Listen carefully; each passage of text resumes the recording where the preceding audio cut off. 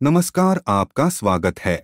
दोस्तों, वास्तुशास्त्र के अनुसार पूजा घर भवन का सबसे मुख्य स्थान होता है। इसी स्थान से हमें सकारात्मक ऊर्जा प्राप्त होती है। इसीलिए भवन में पूजा घर का निर्माण करते समय हमें वास्तुशास्त्र में बताए गए महत्वपूर्ण नियमों का पालन अवश्य करना चाहिए।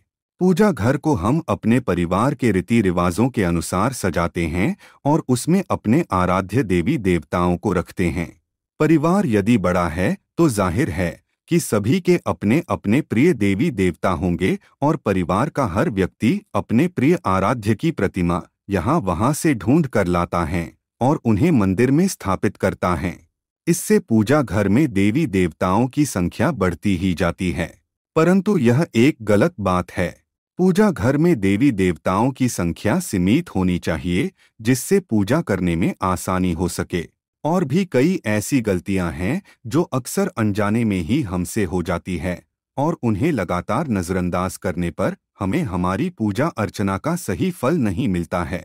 इसीलिए हमें पूजा घर में कुछ नियमों को अवश्य ही ध्यान में रखना चाहिए, जिससे हमें अपनी आराधना का सही फल मिल सके। आइए जान लेते हैं पूजा घर से संबंधित महत्वपूर्ण वास्तु नियम।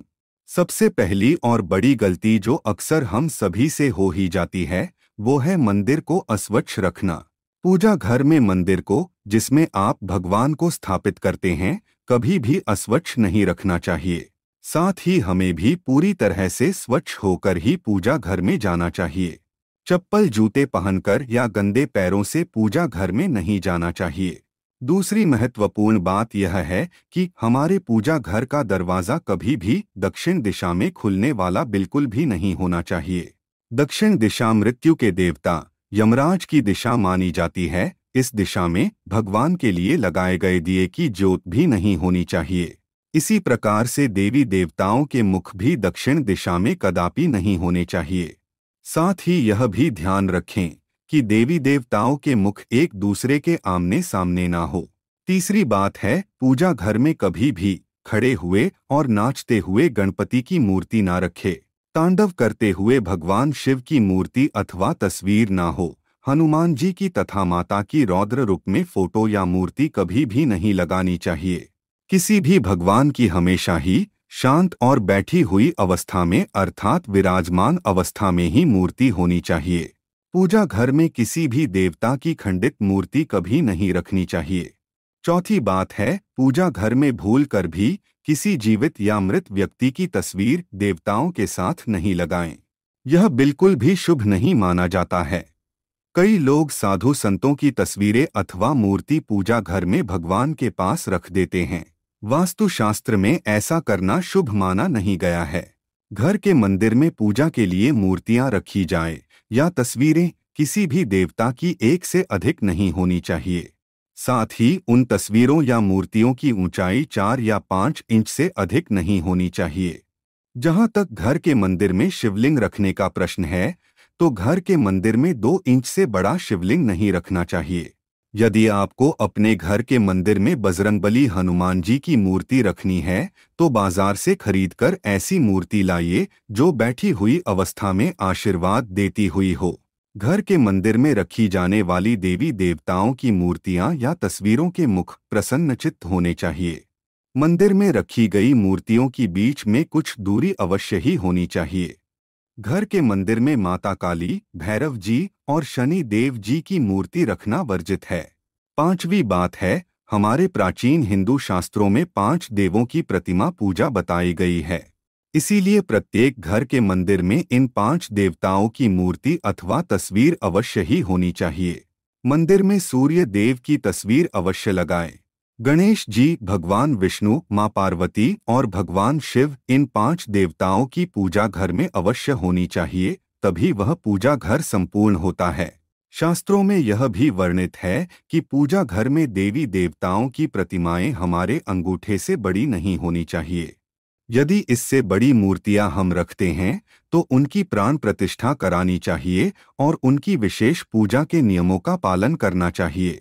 ध्यान रहे, पूजा घर में भूल से भी किसी भी देवी देवता की खोखली मूर्ति नहीं रखनी चाहिए। मूर्ति मिट्टी की हो अथवा धातु की, वह कभी खोखली ना हो। ऐसी मूर्तियां जल्दी खंडित हो जाती है। मंदिर में चित्र लगाते समय ध्यान में रहे कि देवी देवताओं के चित्र फटे हुए अथवा धुंधले ना हो। छठी बात है, घर में देवी देवताओं की उग्र प्रतिमाएं अथवा चित्र भी ना लगाएं। भगवान का जो रूप आपको प्रिय हो वही रूप आपके सामने होना चाहिए। देवताओं के उग्र रूप से मन में भय की स्थिति निर्माण होती है। साथ ही घर के छोटे बालक देवताओं के ऐसे उग्र रूप को देखकर भयभीत हो सकते हैं और उनके मन में भगवान के लिए प्रेम कम होने लगता है। इसीलिए पूजा घर में सदैव ही प्रसन्न मुद्रा वाली मूर्ति ही रखनी चाहिए, जिन्हें देखकर मन में प्रेरणा जागृत हो। सातवीं बात है, प्राचीन काल से जो चलन है उसके अनुसार लकड़ी, पत्थर, सोने, चांदी या पीतल जैसी धातुओं की मूर्तियां ही घर में रखनी चाहिए। वैसे धातु की मूर्तियां महंगी होने के कारण आजकल पत्थर की मूर्तियों को भी बहुत से लोग घर में पूजा के लिए रखते हैं। पाषाण की मूर्ति सर्वश्रेष्ठ मानी गई है क्योंकि इन्हें स्वच्छ करना आसान होता है। धातु की मूर्ति भी उत्तम होती है क्योंकि ये जल्दी नहीं टूटती है। मिट्टी की मूर्ति रखने पर इनके टूटने की संभावना बनी रहती है और इन्हें स्वच्छ करना भी कठिन होता है। इसीलिए घर के मंदिर में ऐसी मूर्तियां रखें जो टूटे नहीं और उन्हें आसानी से स्वच्छ किया जा सके। घर के मंदिर में भूल से भी प्लास्टिक की अथवा प्लास्टर ऑफ पेरिस की मूर्तियां ना रखें। वास्तुशास्त्र में ऐसी मूर्तियों की पूजा करना अशुभ माना गया है। आठवीं बात है, वास्तुशास्त्र के अनुसार घर में मंदिर का स्थान कहाँ पर होना चाहिए। दोस्तों, भगवान तो इस संसार के कण कण में विराजमान हैं, लेकिन जहां बात करें मंदिर की तो उसके लिए निश्चित स्थान की आवश्यकता होती है ताकि ईश्वर का स्मरण करते समय हमारा ध्यान केंद्रित हो। इसके लिए वास्तुशास्त्र में पूर्व दिशा का निर्धारण किया गया है। यदि मंदिर को पूर्व और उत्तर की दिशा के मध्य में बनवाया जाए तो ये सर्वोत्तम होता है, क्योंकि यह स्थान सकारात्मक ऊर्जा का स्थान होता है। इसी दिशा से सकारात्मक ऊर्जा घर में प्रवेश करती है। लेकिन ध्यान रहे, आपके घर का मंदिर वॉशरूम या शौचालय से दूरी पर होना चाहिए।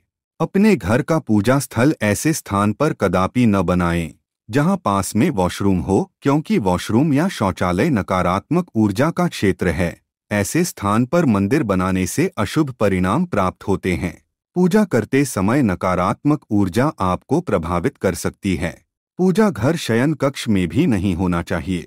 नौवीं बात है, घर के मंदिर के संबंध में यह एक महत्वपूर्ण बात यह भी है कि जहां तक हो सके घर का मंदिर आपके उठने बैठने की जगह से ऊंचा होना चाहिए, क्योंकि सभी देवी देवता का स्थान हम सबसे ऊंचा है।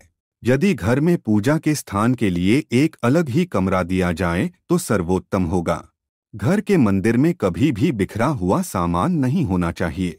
देवी देवताओं की मूर्तियां, पूजा सामग्री एवं अन्य धार्मिक पुस्तकें आदि अपने अपने स्थान पर रखी होनी चाहिए।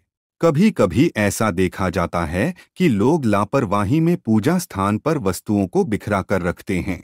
ये वस्तुएं हमारी पूजा में बाधा निर्माण करती है, जिससे हमारा ध्यान भटकने लगता है। इसीलिए पूजा घर में सामग्री को सदैव ही व्यवस्थित रखना चाहिए। घर के मंदिर में पूजा करने के बाद जली माचिस की तीली, मुरझाया हुआ फूल, जली हुई काली बाती आदि को हटा देना चाहिए। अपने पूजा स्थल को साफ सुथरा रखना चाहिए। घर के मंदिर में बिखरी और जली हुई माचिस की तीली नहीं होनी चाहिए। यदि दीपक जलाने के लिए आपने पूजा घर में माचिस रखनी ही है तो उसे किसी कागज या कपड़े में छिपाकर रखना चाहिए। उसे सामने नहीं रखना चाहिए। दीपक जलाने के बाद बुझी हुई माचिस की तीली को इधर उधर नहीं फेंकना चाहिए, बल्कि उसे डस्टबिन में डाल देना चाहिए। ध्यान रहे, पूजा घर में लाइटर आदि चीजों का प्रयोग दीपक जलाने के लिए भूल से भी ना करें।